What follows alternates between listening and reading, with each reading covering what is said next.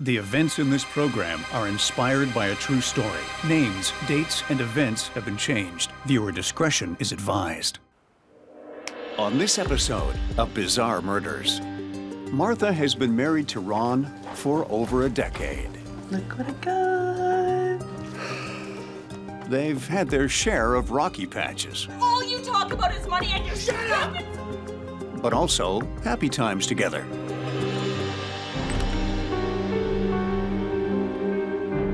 Martha, the nurse, has just finished a long 12-hour shift. It was a slow day. She only saved 3 people's lives. But now, at the end of her day, Martha doesn't realize that her own life is in the gravest danger.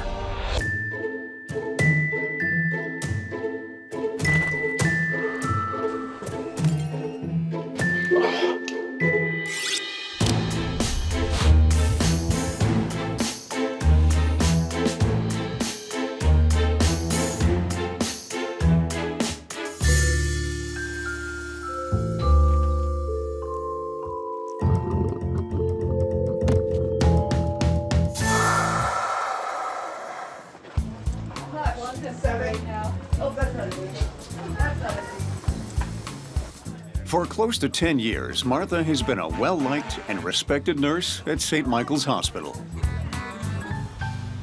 The one thing that's missing in her life is love.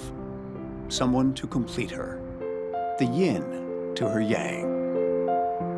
Martha, then 33, takes out a personal ad in the hopes of finding Mr. Right.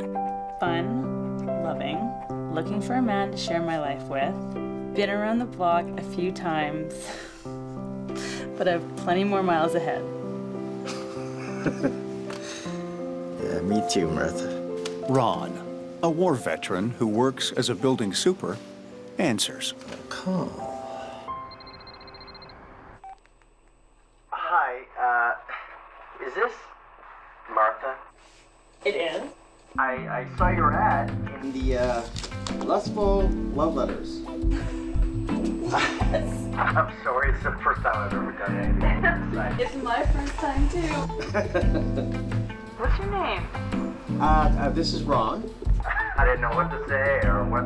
Ron is divorced with 1 child, but Martha is smitten, describing the match as an oldie but a goodie. I spent 25 years in the FBI, and I learned that finding love through a personal ad can be pretty risky. I remember one case where the person who answered the ad was actually a serial killer wanted for 6 murders, and he ate his victims. Like the worst kind of dinner date, really. Luckily, the local authorities got to him before he made it 7.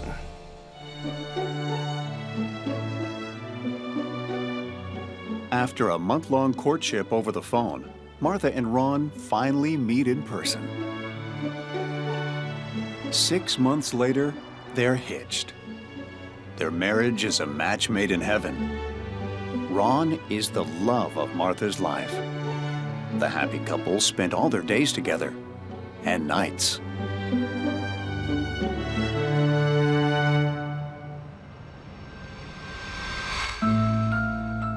But over time, Ron retreats from Martha, preferring to spend his time alone with his collection of sports memorabilia. Ron becomes obsessed with money and the value of his collection. Martha's concerned. This is not the man she married, and a far cry from Martha's own upbeat personality.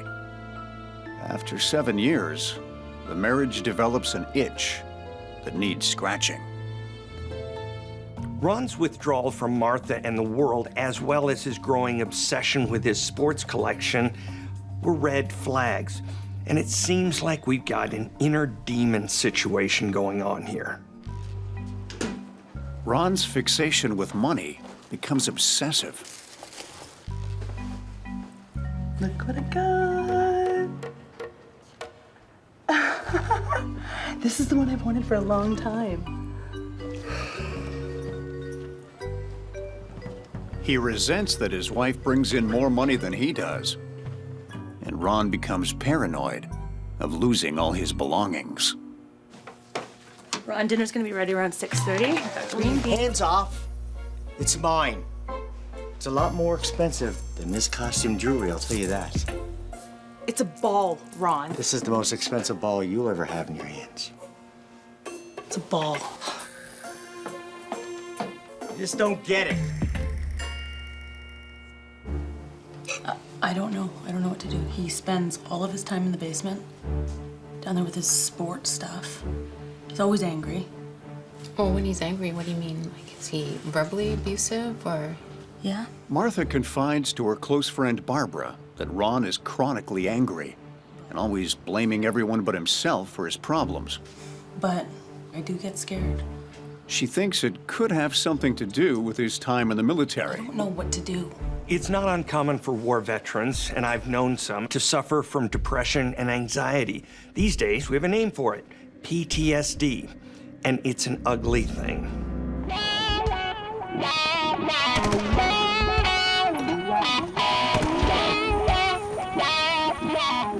Could Ron's wartime trauma be finally catching up with him? Although he doesn't like to discuss the war, he tells Martha that he saw serious combat when he was in country with special ops. Serious combat with special ops? Oh, no. The official record states that Ron spent the war tied to a desk. I'd say someone is feeling a little inadequate because he didn't see any action at all.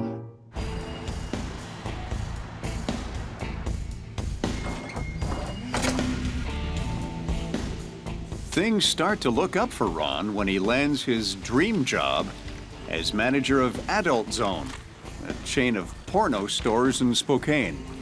Believe it or not, Ron himself has no interest in porn. He's just reading the articles. Actually, what he's really interested in is the money. He isn't getting rich, but it's a well-paid gig with benefits and stability, and he doesn't have to answer to anybody. He's the boss, at least when it came to cleaning up. And that's what Ron really wanted to do, clean up. Over the following 10 months, as his paranoia and rage continued to grow, his new career at the porno store brings Ron into contact with some nasty characters. Hey, man. Hey, It's closed. We're closed. I'm Jerry. I'm here for the job.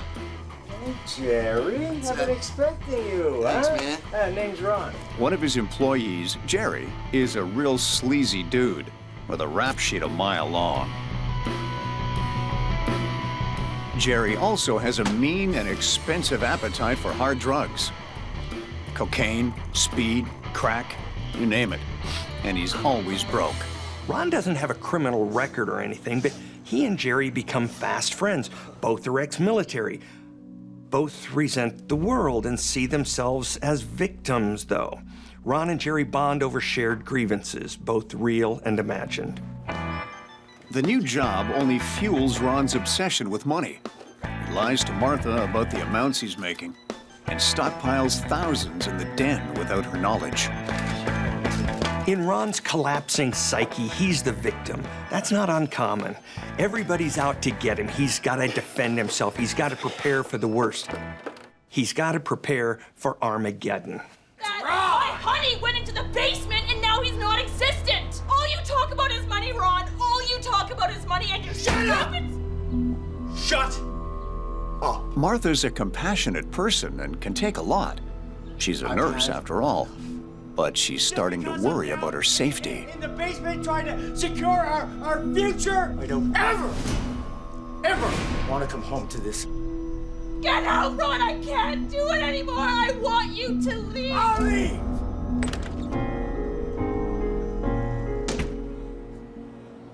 So at 59 years old, Mr. Porn Shop is forced to move back home with his father.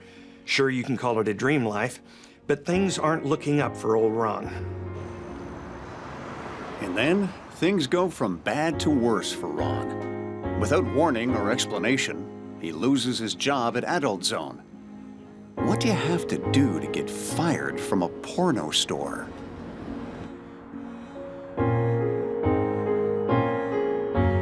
Can you come over? I just think we need to talk. Then Ron finally catches a break. Like an eager puppy begging for a scrap of food, Ron is hopeful that Martha has seen the error of her ways, realized she can't live without him, and wants to patch things back up. Hi. It's your favorite. Really? You thought a flower was gonna make up for how you've treated me? Yeah? But then Martha drops the bomb. It's over, Ron. I want a divorce.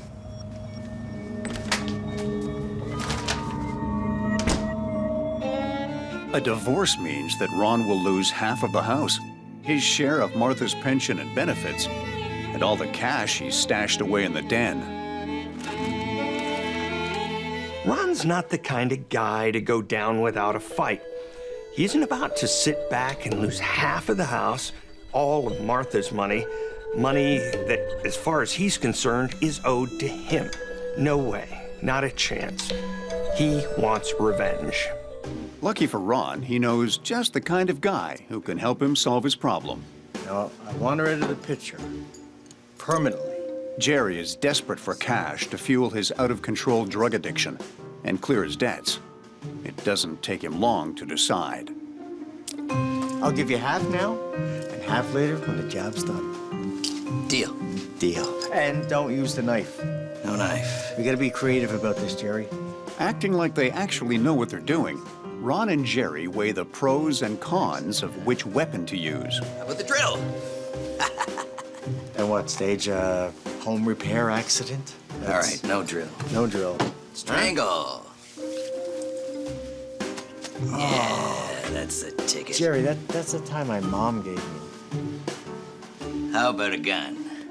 Guns are loud, the neighbors are gonna hear, and the hammer. Huh? A handgun is the better weapon to use for a guaranteed kill, because a hammer can be a messy affair, and messy equals evidence. But a handgun makes an incredibly loud sound unless you have a silencer, and these idiots don't.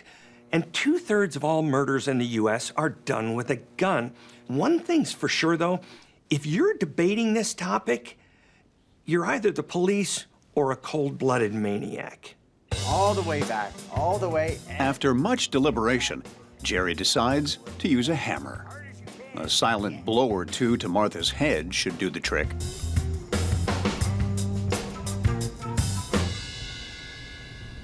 To throw off the police, they decide to make it look like a burglary gone sideways. They'll move around some of Ron's sports memorabilia as though that's what the thieves were after. Pure genius. Flip it.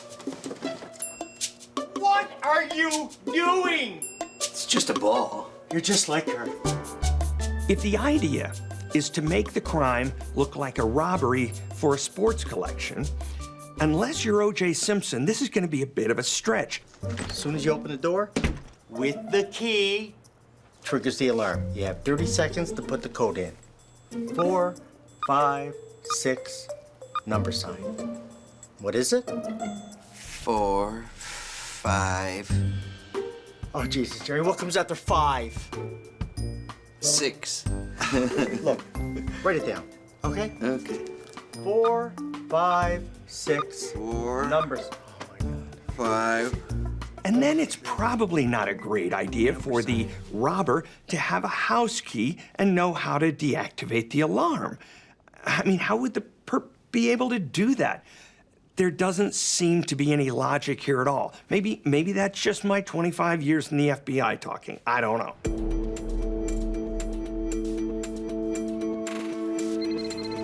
Martha gets a surprise call at work from Ron. Hey, it's me. I just want to let you know I'm going to get away for a few days, okay? I'm stressed out. I just need to clear my head. Okay. Where are you gonna go? Just up north somewhere. Just at a motel. I just wanted to let you know. Okay, look, I got to go. Okay, Ron. What do we have to do? Ron thinks he's clever, which is wonderful for law enforcement. He calls his soon-to-be ex-wife to establish an alibi. Now he waits in a cheap motel for his degenerate friend Jerry to bludgeon Martha to death with a hammer. Nice couple of guys.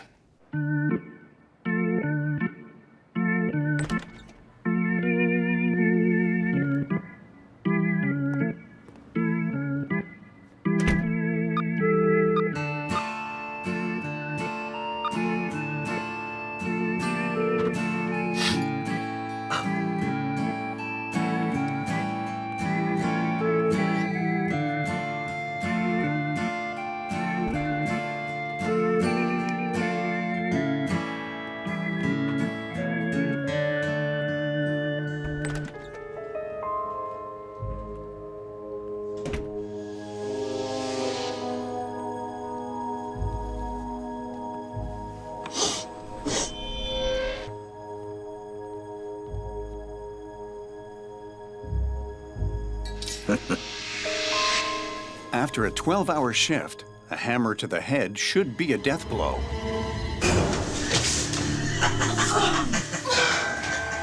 But Martha is one tough cookie.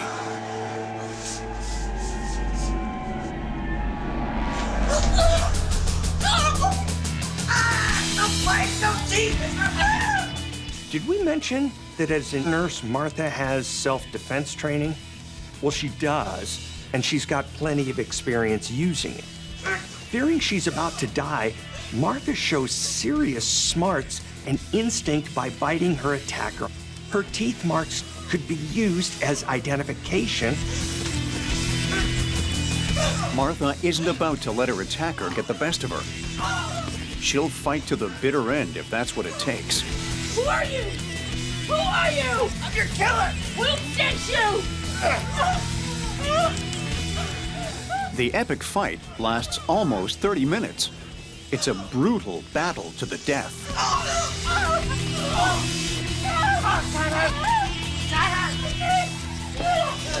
Jerry obviously didn't think that little old Martha would be a match for him. He was wrong, dead wrong. She was much more than a match for him.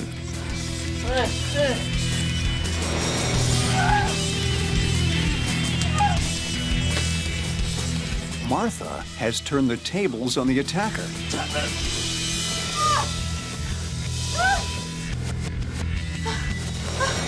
And killed him with her bare hands. Battered and bloodied, Martha runs to her neighbor and calls the police.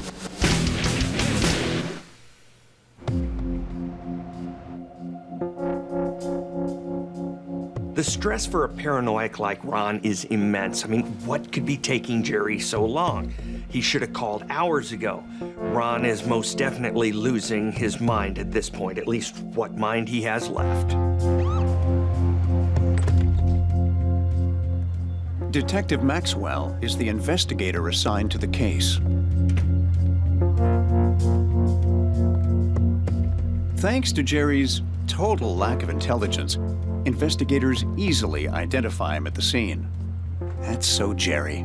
After 25 years in the FBI, let me give you a pro tip. Don't bring your wallet to the scene of the crime. Investigators then discover a note in Martha's house left by Ron. The note is obviously meant to bolster his alibi, but the investigators were made simply more suspicious. In a case like this, where there's an estranged spouse, they're an automatic suspect. In fact, statistically, almost half of all women who are murdered in America are killed by people they know, usually a current or former boyfriend or spouse. At approximately 1 p.m., the day after the attack, Martha's friend Barbara gets a call from Ron. Hello? Hi, Barbara. It's Ron. I just saw Martha's house on the news. Is everything okay? You haven't heard? She's attacked. Oh my gosh. Is she all right? She's roughed up, but she's okay. Yeah, she's gonna pull through. Did they know who attacked her? What happened to him? He's dead. Oh my God. Once Ron gets over the shock and awe that Martha survived the attack, he's desperate to track her down. He calls the hospital, but the investigators tell Martha and the staff to conceal her whereabouts and give Ron nothing. Jerry, you idiot! Jerry!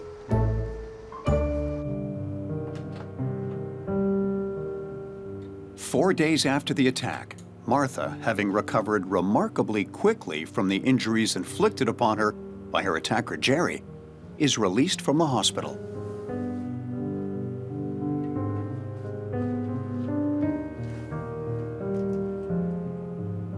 So we're not making this up. It turns out that in Jerry's backpack was an envelope with a couple of bucks. And oh yeah, he also left a daybook entry with "Call Ron" on it.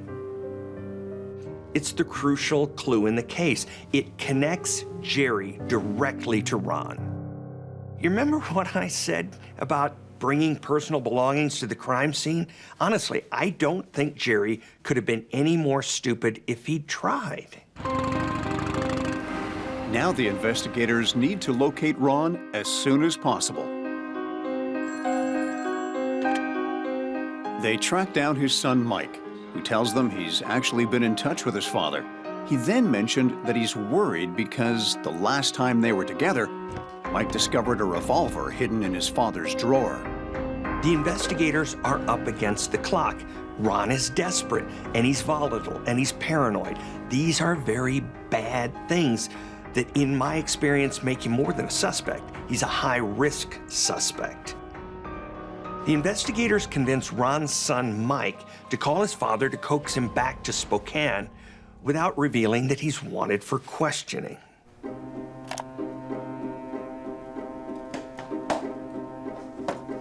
Once Ron returns to town, the police take him into custody and question him about his alibi. What I meant to say is Thursday evening. It was Wednesday. I was there for lunch. Jerry and I. Okay, here's Criminal 101. If you're going to create an alibi, you gotta stick with the one version of what happened. Ron just can't keep his story straight, and it becomes obvious that he's making it up as he's going along. He's lying through his teeth. Ron repeatedly gets his timeline mixed up, confusing Tuesday for Wednesday, Wednesday for Friday. The discrepancies in his story pose enough grounds for the investigators to arrest him. Ron is charged with attempted murder and conspiracy. Hoping for a lighter sentence, he pleads guilty and avoids a trial. The court gives him 15 years. Martha's actions are considered justifiable as self-defense, duh, and she isn't charged with killing Jerry. With Ron behind bars, Martha officially divorces him. She now goes by Martha Smith. The moral of this story is, don't mess with nurses. They're good people who want to help you. But if you want to kill them, you better be tougher than you think they are, because they'll kick your sorry ass. Oh, and one other thing. If you plan on being a low-life criminal, don't bring your ID to the crime scene, okay? Ever. Not once. Never a good idea.